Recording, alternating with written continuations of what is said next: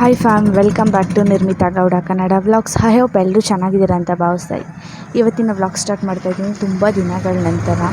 ಇವತ್ತು ನಮ್ಮ ಕಾಲೇಜಲ್ಲಿ ಫೇರ್ವೆಲ್ ಪಾರ್ಟಿ ಇದೆ ನಮಗೆ ಅಂತ ಜೂನಿಯರ್ಸ್ ಮಾಡ್ತಾಯಿದ್ದಾರೆ. ಅದಕ್ಕೆ ನಾನು ನನ್ನ ಫ್ರೆಂಡ್ಸ್ ಎಲ್ಲ ಕಾಲೇಜ್ ಹತ್ರ ಹೊರಡ್ತಾ ಇದ್ದೀವಿ. ಕಾಲೇಜ್ ಹತ್ರ ಹೋಗ್ತಿದ್ದ ಹಾಗೆ ರೀಲ್ಸ್ ಮಾಡೋಣ ಅಂತ ರೀಲ್ಸ್ ಮಾಡ್ಕೊಂಡ್ವಿ. ಯಾವ ರೀತಿ ಬಂದಿದೆ ಅಂತ ನೀವು ಆಲ್ರೆಡಿ ಸ್ಟೋರಿಲಿ ಹಾಕಿದ್ದೀನಿ, ನೋಡಿರ್ಬೋದು.